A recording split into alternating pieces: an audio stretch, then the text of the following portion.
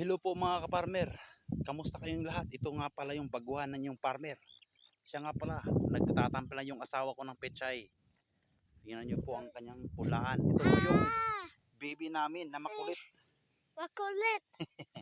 Andito po yung pulaan namin, oh. Ayan po, oh. Mga guys, nagtatanim siya ngayon ng pechay. Pabo po yung brand West. East West po ang brand. Yan, ganyan lang po. Bali nga pala ito, 6 na punlaan to sa 5,000 square meter. Sana makasya yung kanyang seedling niya. 5,000 seedlings sa 100 square meter lang po ito. Ayan po. Galing ng misis ko magtanim, ah. Parang lumilibing lang ng ano, ah. Buhay, ah. Kaya guys, mga 3 days sisibol na po ito. Ayon sa aming pananaliksik sa YouTube. Ayan po guys, oh. Siya nga pala, meron na kaming naitanim na cucumber at saka sitaw. So tara, let's go. Tingnan natin guys. Charan! Ito na guys yung cucumber at saka sitaw. Oh. Bali, ano nga pala to? 14 days na po ito nila. Itong cucumber. Lahat po ito sila 14 days po. Yan, ang tataba. Bali, nag-abono na po ako guys nung 10 days. Yan, every 10 days po ako mag-abono. Wow. Galing, oh. So, sa 14 days, malalapad na yung dahon na po nila guys. Ito po yung sitaw guys, oh. Ito, simula dito hanggang doon. Sitawan niya, sitaw na yan guys. Yan. Bali nga pala naka-prepare na kami ng ano, oh. Ang tawag nito, yung akyatan nila. So, bumili kami ng medyo mura-mura lang. Pero okay na to. Ito yung sitaw namin guys. So, siya nga pala, oh, dalawa na kanyang, oh, ano na po siya, nagsibol na po siya ng dalawa. Naghiwalaya na po sila, oh. Yan, oh, sibol na, oh. Tsaka ang ganda ng dahon guys. Tsaka nag-spray na ako ng insecticide. Every 5 days ako nag-insecticide. So, first ko pa itong in-spray ng insecticide. Yan.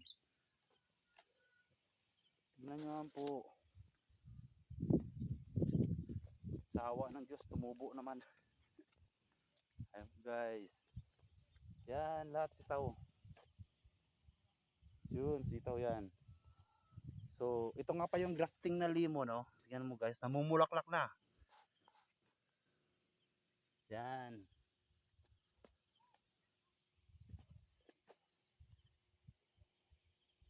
Yan. Ayan guys. Ayan mo nga pala, yung gamit ko na ano guys. Yung gamit ko na fertilizer. So, ginamitan ko na siya ng calcium nitrate. Calcium nitrate po.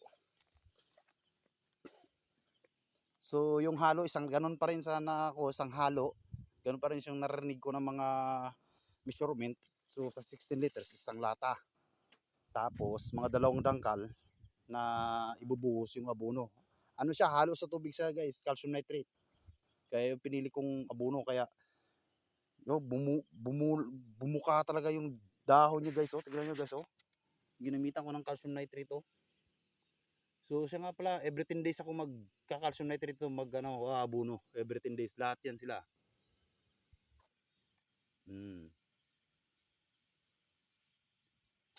Yan. Sa ganitong 100 square meter, 1 kilo or 2 kilo. Nako.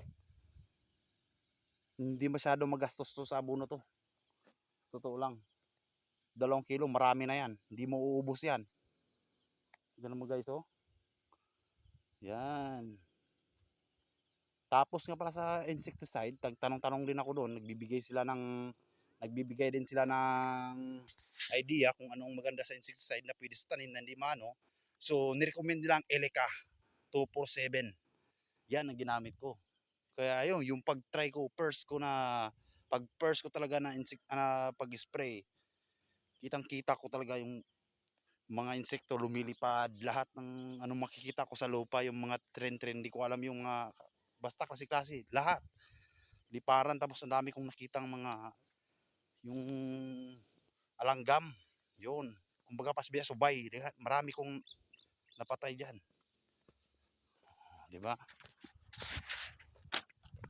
So, abangan na natin guys sa susunod na sibol itong pichay at saka itong ibang tanim ko na sitaw at saka cucumber.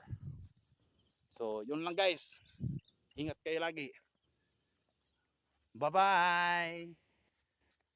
Bye-bye.